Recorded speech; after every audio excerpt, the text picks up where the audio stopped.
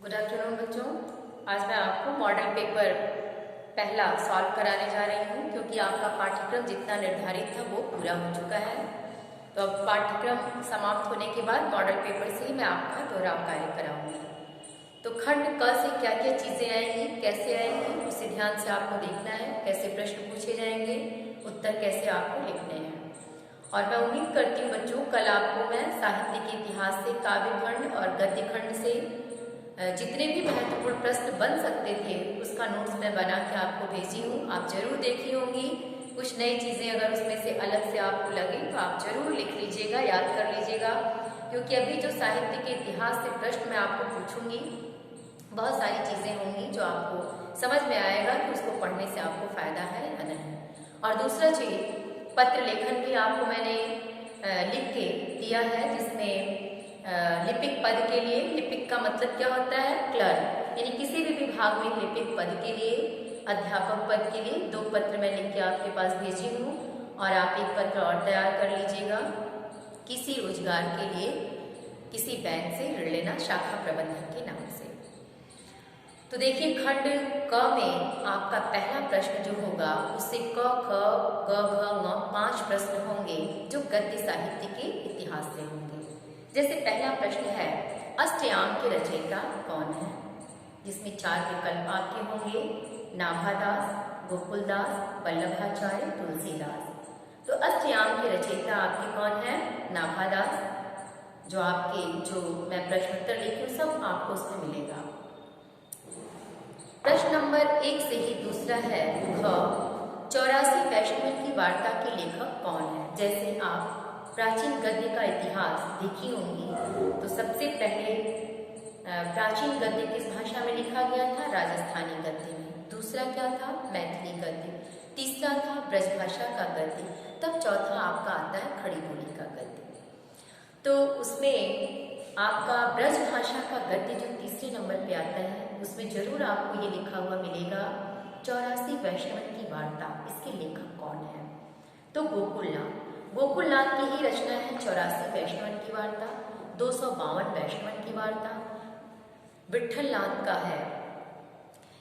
विट्ठलनाथ भी आपके ब्रजभाषा गद्य की ही लेखक हैं, जिसमें ये रचनाएं आपको अगर ये पूछे कि ये गद्य रचना है कि काव्य रचना है तो 252 वैष्णव की वार्ता या 84 वैष्णव की वार्ता ये ब्रजभाषा में लिखी गई गद्य रचना ही है। इसके लेखक कौन है, गोकुलनाथ। विट्ठलनाथ भी ब्रजभाषा गद्य के ही एक लेखक है। फिर इसी गद्य साहित्य के इतिहास से ही है कि भारत भारती ये कौन सी विधा है, यानी ये रचना कौन सी विधा है। विकल्प में है कहानी, उपन्यास, नाटक, काव्य। तो ये आपका काव्य है। किसके द्वारा रचित, मैथिली शरण गुप्त के द्वारा लिखा गया ये काव्य विधा है, जिसमें उन्हें राष्ट्रकवि की उपाधि भी मिली थी। अगला प्रश्न है, सदल मिश्र की रचना है। 4 विकल्प है। सदल मिश्र की रचना है नासिकेतोपाख्यान, प्रेम सागर, सुख सागर, उभयभान चरित। तो आपको जो कल आपको नोट्स भेजा गया है, देखिए ये सदल मिश्र कौन थे, खड़ी बोली के जो 4 उपनायक थे, उन 4 उपनायकों में सदल मिश्र का नाम आता है, जिनकी रचना है नासिकेतोपाख्यान।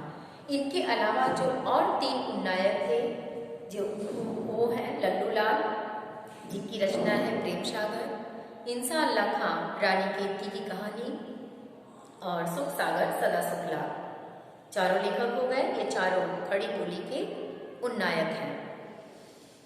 फिर है अगला प्रश्न, आधुनिक काल को गद्य काल के नाम से किसने अभिहित किया, यानी किसने पुकारा। आधुनिक काल को गद्य काल नाम किसने दिया।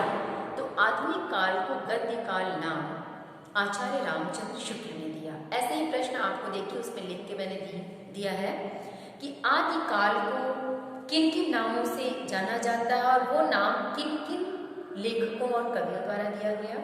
जैसे आदिकाल को ही बीजवपन काल कहा जाता है, जो महावीर प्रसाद द्विवेदी जी द्वारा कहा गया है। आदिकाल को ही वीरगाथा काल कहा जाता है, जो रामचंद्र शुक्ल के द्वारा कहा गया है। आदिकाल को ही चारण काल या भाट काल कहा जाता है, जो डॉक्टर रामकुमार वर्मा ने कहा है। फिर अब ये आपका प्रश्न जो नंबर देखिए बच्चे लोग अपने फॉर्म रजिस्ट्रेशन फॉर्म में सिग्नेचर नहीं किया है, तुरंत नीचे आने का कष्ट करें। चलते अब देखिए बच्चों, प्रश्न नंबर 2। प्रश्न नंबर 2 से पहला प्रश्न है, भारतेंदु युग की रचना है प्रेम माधुरी, कामायनी, निरुपमा, युगवाणी। तो देखिए, भारतेंदु युग की रचना है तो प्रेम माधुरी भारतेंदु हरिश्चंद्र की रचना है, इसलिए प्रेम माधुरी ही भारतेंदु युग की रचना होगी। कामायनी ये जयशंकर प्रसाद की रचना है, जो उनके द्वारा लिखा गया महाकाव्य है, जो छायावादी युग का है। और दूसरा पूछा है इसमें निरुपमा, ये मैथिली शरण गुप्त द्वारा लिखित काव्य ग्रंथ है, जो छायावादी युग का है। युगवाणी ये सुमित्रा नंदन पंत द्वारा लिखा गया, ये भी द्विवेदी युग का है। अगला प्रश्न है, रीतिकाल के कवि हैं, इसमें नाम दिया है मीराबाई, रसखान, द्विजदेव और विद्यापति। तो आप सब जानते हैं कि मीराबाई और रसखान भक्तिकाल के कवियों में आते हैं और विद्यापति आदिकाल के कवि जाने जाते हैं। तो बचा कौन? द्विजदेव।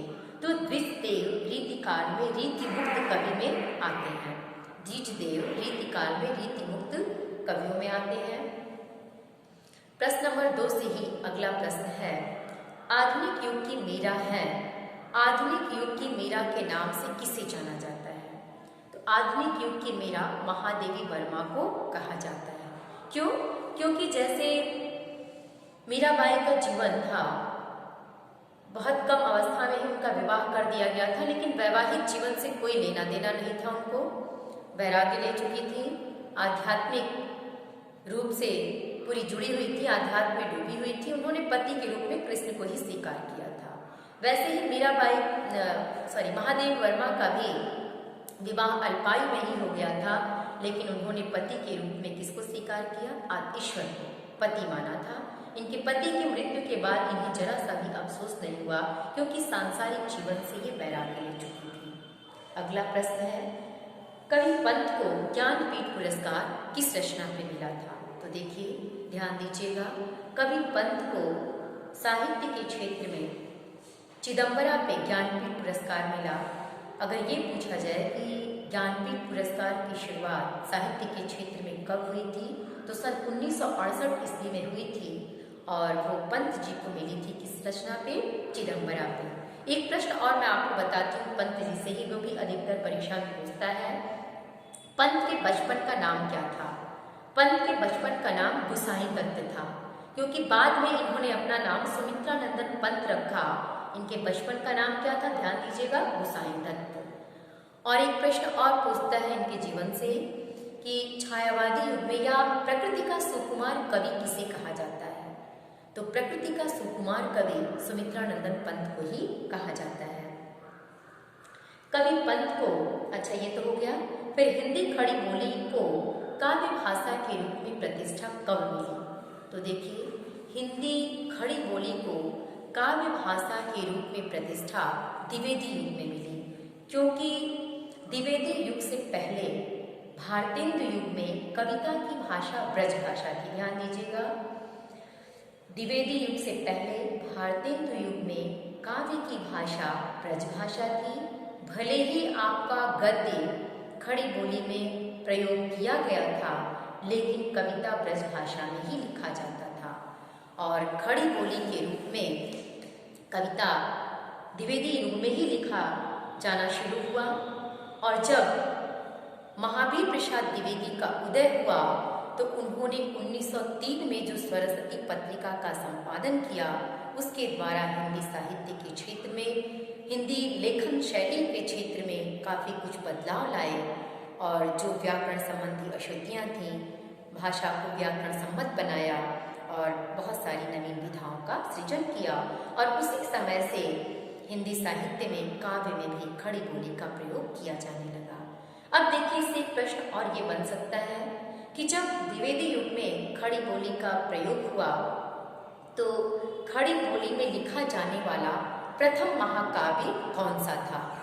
खड़ी बोली में लिखा जाने वाला प्रथम महाकाव्य प्रिय प्रवास था। खड़ी बोली में लिखा गया प्रथम महाकाव्य प्रिय प्रवास है। इसके रचनाकार कवि अयोध्या सिंह उपाध्याय है।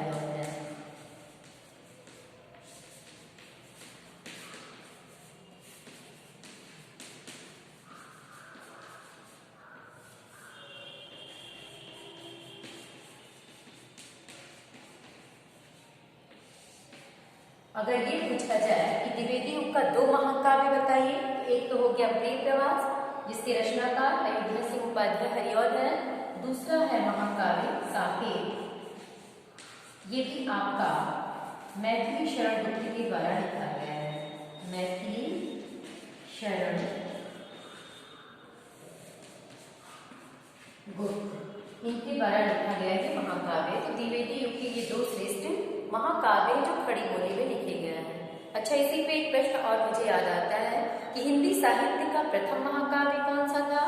तो हिंदी साहित्य का प्रथम महाकाव्य पृथ्वीराज रासो है, जो चंद बरदाई के द्वारा लिखा गया।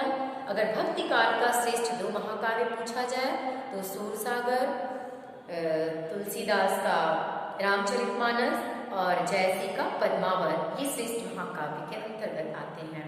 अच्छा, पद्मावत किस भाषा में लिखा गया है? ऐसे प्रश्न में पूछ सकता है। तो पद्मावत अवधी भाषा में लिखा गया है।